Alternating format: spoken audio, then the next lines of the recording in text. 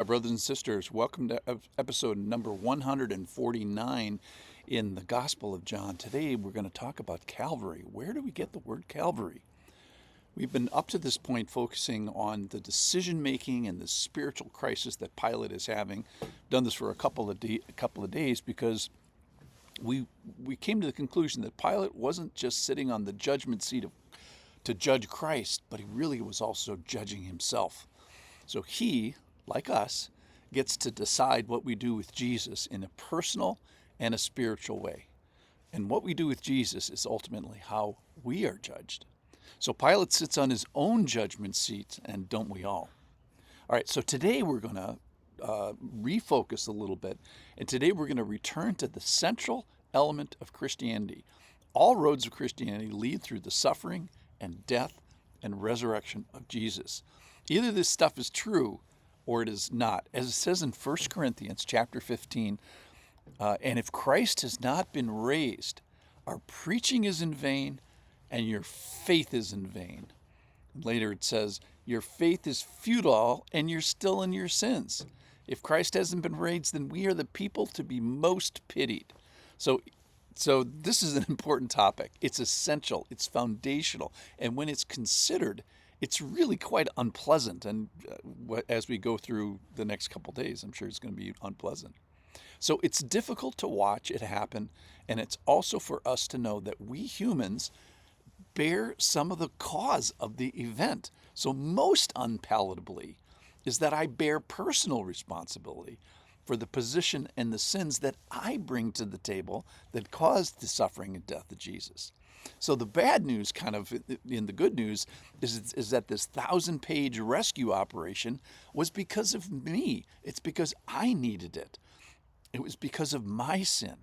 And then there's kind of good news at the end, and the story doesn't end with just the crucifixion. So there's somewhat hidden good news as we go through the gory details. And that is, I get rescued because of this gory story. So we won't get there today, so hang in there. And by that I mean, hang in there while we look at Jesus hanging on the cross for you. So this is from John chapter 19. I'm going to start in verse 16, just a couple of verses today because they're so packed. This is Pilate starts this.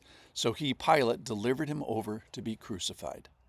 So they took Jesus, and he went out, bearing his own cross, to the place called the place of the skull, which in Aramaic is called Golgotha. There they crucified him, and with him 2 others, one on either side, and Jesus between them. So let's talk about this crucifixion. They delivered him over to them. So Pilate, delivered him, Jesus, over to them. Now, who's the them part of this? We know Pilate, we know Jesus. Who was the them? Who did he deliver them over to? Well, he delivered them over to specialists. He delivered them over to the crucifixion team. Now, these were experienced and trained people in the process of crucifixion. They were literally professionals.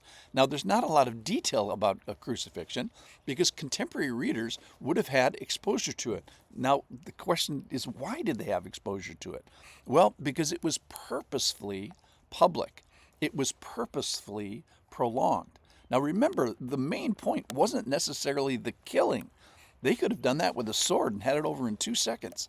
The main point was the suffering and humiliation of the person. I got to run inside, it's raining.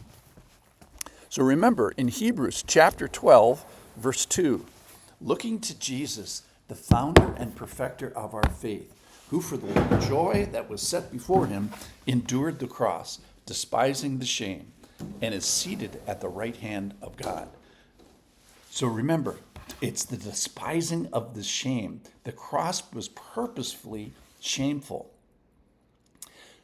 So back to the passage. So they took Jesus. Again, his personal liberty was compromised. So in one sense, it was against his will. Nobody wants to go through crucifixion, yet he was a willing sacrifice. And he went out bearing his own cross. We'll talk about that, I think, tomorrow. To the place called the place of the skull, which in Aramaic is called Golgotha. So Jesus bears his cross, and there they crucified him with 2 others, one on either side, and Jesus went between them. So Jesus went out. Why is that? Well, all Jewish judicial capital executions were to take place outside the camp. The purpose was to keep the unclean people and their uncleanness, which was not exactly contagious, but it was definitely transferable, to keep that outside the city or the camp when they were living in tents.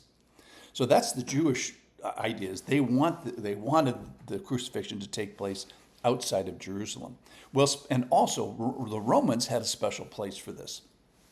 So the Romans had a place to do this nasty business. So equipment was there, parts of multiple crosses were there, ropes were there, holes or foundations for the raising. This was a complicated thing.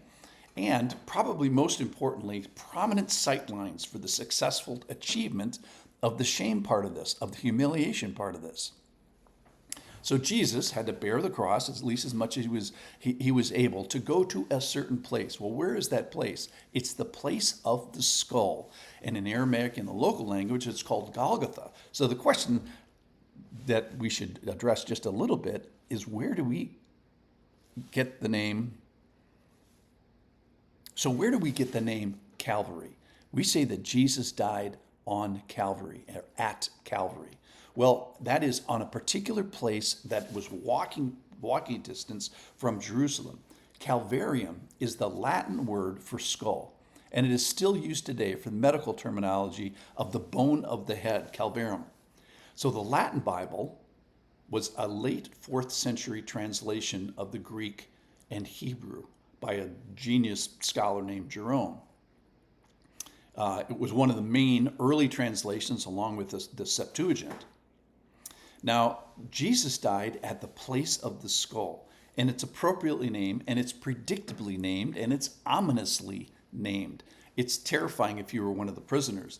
That is, your next place that you go from the judgment seat to the place of the skull, which is the place where we exert our will upon you and we transform you, in a sense, from being a human person to eventually being a skull. It's just absolutely chilling. All right, so all roads of Christianity lead to Calvary. And I think the reason that it's good to spend a little bit of time here is that one half of the most important event of your life, it's one half of the most important event of your life occurred on Calvary, on the place of the skull. So I think we should pay attention. Thanks for listening.